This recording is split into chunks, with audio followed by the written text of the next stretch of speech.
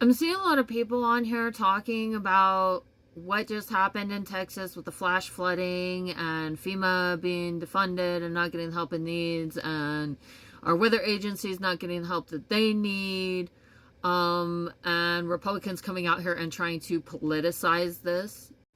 I'm not here to monitor every little thing they do. I mean, I'm monitoring every little thing they do. If I need to make a timeline, I can go through it. If you go to my other profile, I'm tracking every movement.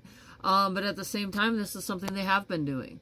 They did this. There was like a hurricane last year, and people were complaining that they were having to provide their own emergency response and that they were pulling out dead bodies on their own. That is Republicans that caused that problem.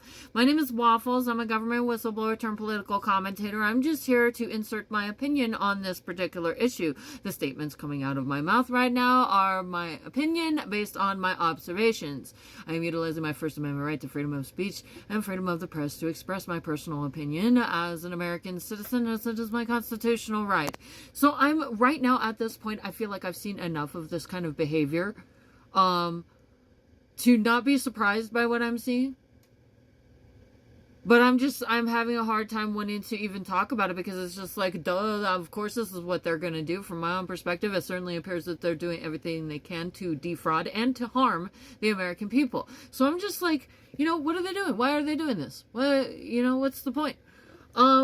So from a tactical standpoint, if we assume that a faction of politicians, in this case Republicans in office, were deliberately trying to do this, the possible gains could look like this. It could create or worsen a crisis to justify extreme measures or new policies. By weakening disaster response, more people suffer in storms, floods, fires, etc. After the damage, politicians can frame the crisis as proof that big government doesn't work, or that state, local, or private responses are better, pushing for privatization or deregulation. Perform rescue theatrics. After the disaster, the same politicians show up and hand out water bottles, promise emergency funds, or blame bureaucratic incompetence, often blaming the very agencies they cut, which certainly looks like exactly what is going on right now. This can look like decisive leadership to some voters, the very confused and very lost MAGA people who blindly follow whatever these people tell them without questioning for a moment what is actually going on, because they are morons. And I don't think there's any fixing that, because if anybody can recall, there was an incident with Donald Trump making statements about the use of chemical cleaners, which resulted in a lot of phone calls to poison control after people ingested cleaners. Please do not consume cleaning products. Oh my goodness. Shift blame. Disasters become an opportunity to blame political opponents, immigrant populations, environmentalists, or woke spending for supposedly draining funds away from real priorities. Financial and donor benefits. Privatization of weather data, disaster relief, or rebuilding contracts can funnel billions toward politically connected contractors and donors. Cutting budgets for public agencies often coincides with tax cuts benefiting wealthy donors. Reinforce ideological messaging. The government is incompetent. Only the market, faith groups, or local control can handle crisis.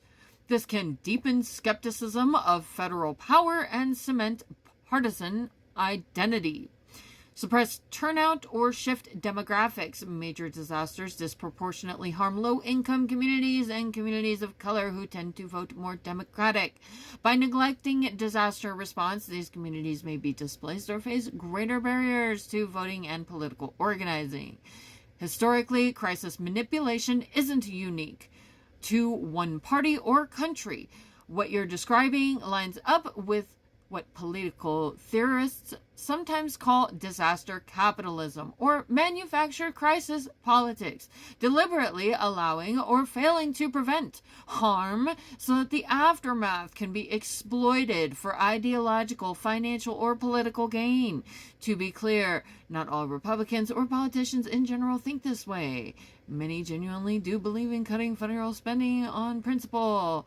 But most of them that are sitting in office, in my opinion, based on my observations, are doing this as an act of corruption and with malicious intent. From a purely tactical and cynical standpoint, these are the kinds of gains that could motivate defunding FEMA, NOAA, or the National Weather Service despite obvious public risks. That's what I have to say about that. I'm mad that American lives are being lost to any of this bullshit that we're seeing. And I think if anybody aims to intentionally harm the American people, which from my own observations after working for the Department of Labor and seeing mass-scale fraud take place and seeing that this government is literally taking away the means necessary, which would be the finances and the staffing, to discover where that money went. It certainly appears to me, this is what it looks like they're involved in racketeering and that they're stealing people's tax money and that this is part of a narrative that they're trying to spin for personal gain so they can continue to defraud the United States of America. That's just my personal opinion based on my observations. I am utilizing my First Amendment right to freedom of speech and freedom of the press to express my thoughts and opinions. It is my right to do so as an American citizen.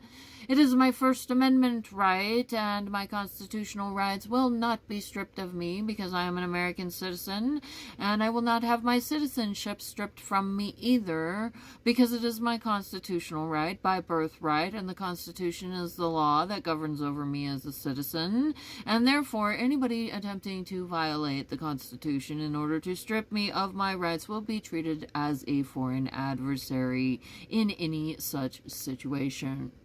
Don't forget to like, subscribe, comment, and share so that I can reach more people. Thank you.